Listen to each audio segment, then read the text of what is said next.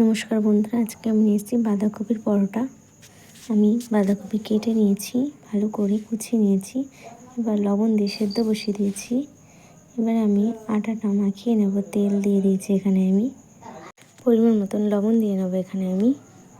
পরিমাণ মতন চিনি দিয়ে নেব।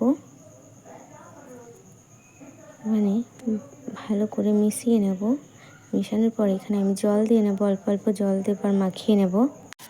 মাখিয়ে নেব ভালো করে। দেখো আমার মাখানো হয়ে গেছে। এবার আমি আধা ঘন্টা এটাকে রেখে দেবো। এরকম করে মাখিয়ে নিয়ে আমি রেখে দেবো আধা ঘন্টা মতন। রেখে দেওয়ার পরে এবারে আমি এখানে সেদ্ধ করা বাঁধাকপিটাকে নিয়ে নিয়েছি।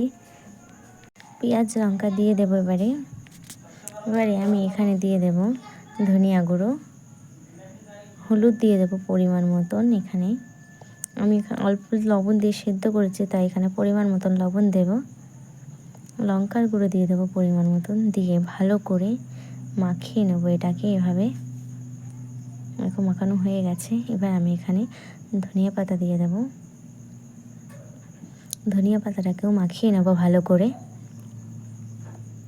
মাখানো হয়ে গেছে। এবারে আমি বেলে নেব।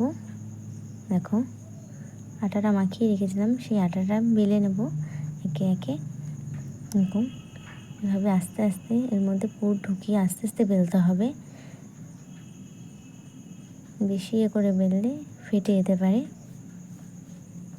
চাটু বসিয়ে দিয়েছি। এবারে আমি হালকা ভেজে নেব, এদিক ওদিক উল্টে পাল্টে ভেজে নেব।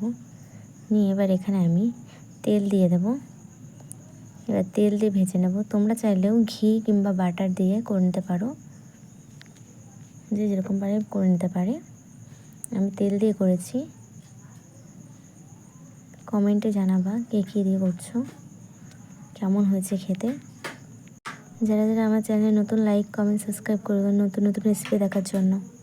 নমস্কার বন্ধুরা, খেয়ে জানিও।